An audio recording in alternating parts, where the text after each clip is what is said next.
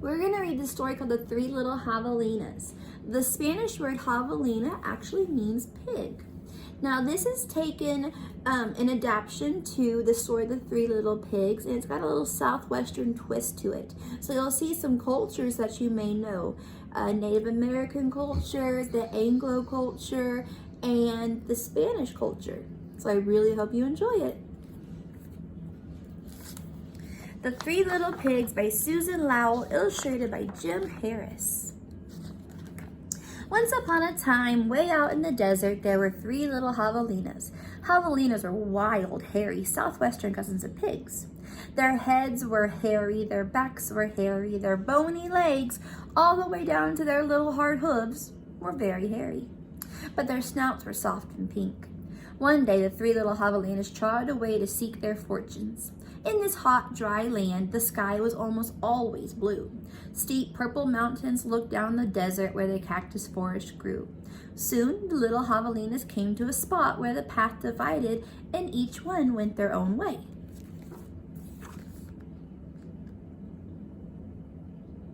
I wonder what kind of houses they'll design.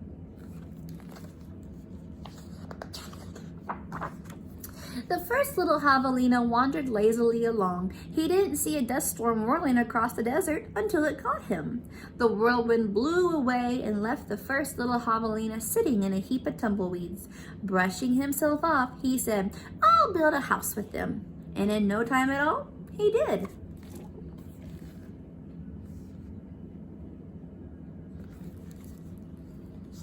Do you think this one right here looks like a very sturdy house?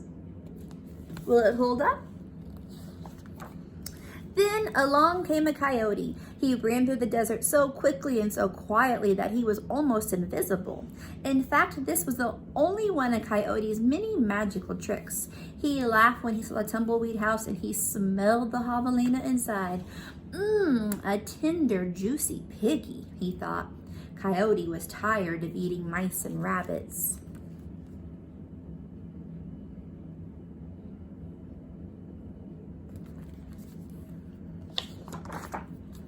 He called out sweetly, little pig, let me come in." "Not by the hair of my chinny chin chin," shouted the first javelina, who did in fact have a lot of hair on his chinny chin chin. "Well then, I'll huff and I'll puff and I'll blow your house in," said Coyote. So he huffed and he puffed and he blew the little tumbleweed house away. But in all the hullabaloo, the first little javelina escaped and went looking for his brother and sister. Coyote, who was very sneaky, tiptoed along behind.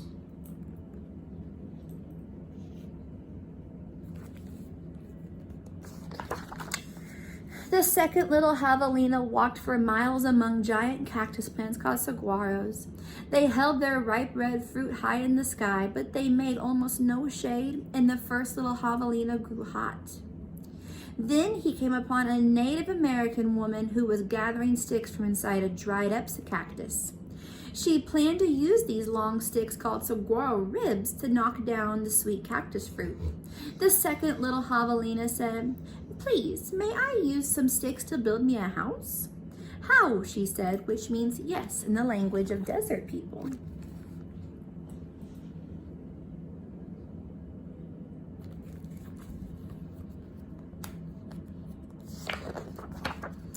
When he was finished building his house, he lay down in the shade. Then his brother arrived, panting from the heat, and the second little javelina moved over and made a place for him. How sweet, they're sharing together. Oh, do not disturb sign. Pretty soon, Coyote found the saguaro rib house. He used his magic to make his voice sound just like another javelina's. Little pig, let me come in," he called. But the little javelinas were suspicious. The second one cried, "No, not by the hair of my chinny chin chin."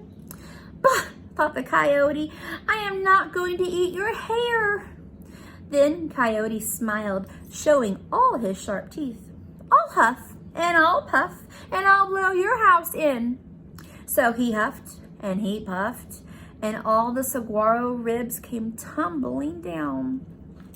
But the two little javelinas escaped into the desert, still not discouraged. Coyote followed. Sometimes his magic did fail, but then he usually came up with another trick. So far, all of our characters seem quite smart. The third little javelina trotted through beautiful Palo Verde trees. With green trunks and yellow flowers, she saw a snake sliding by, smooth as oil. A hawk floated around and around above her. Then she came to a place where a man was making adobe bricks from mud and straw. The bricks lay on the ground, baking in the hot sun. The third little javelina thought for a moment and said, "May I please have a few adobes to build a house?" "Sí," answered the man, which means yes in Spanish, the brick maker's language. I wonder how these bricks will hold up compared to the other materials that have been used so far.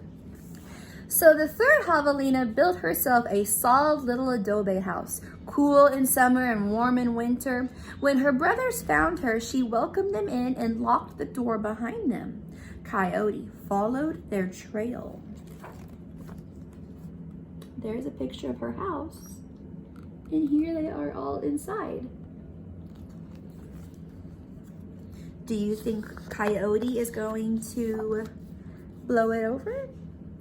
Little pig, let me come in," he called. The three javelinas looked out the window. This time Coyote pretended to be very old and weak, with no teeth and a sore paw. But they were not fooled.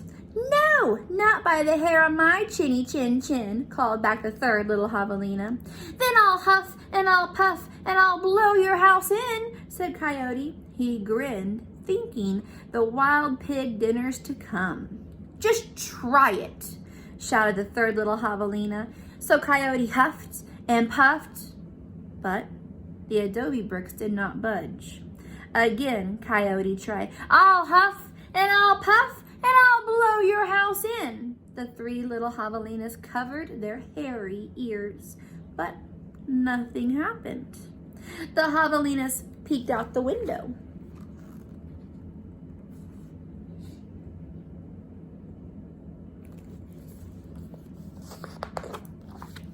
The tip of Coyote's raggedy tail whisked right past their noses. He was climbing upon the tin roof. Next, Coyote used his magic to make himself very skinny. "The stovepipe," gasped the third little javelina. Quickly, she lighted a fire inside her wood stove. "What a feast it will be," Coyote said to himself. He squeezed into the stovepipe. "I think I'll eat them with red-hot chili sauce." Whoosh! Sizzle. What do you think happened? Then the three little javelinas heard an amazing noise. It was not a bark. It was not a cackle. It was not a howl. It was not a scream. It was all of those sounds together. Yip, yap, yip, yow! Away ran a puff of smoke shaped like a coyote.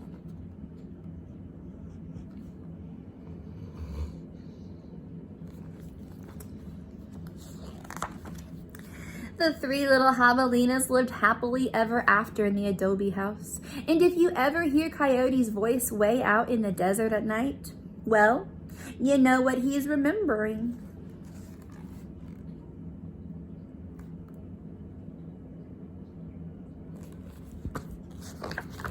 The end. I hope you enjoyed the three little javelinas.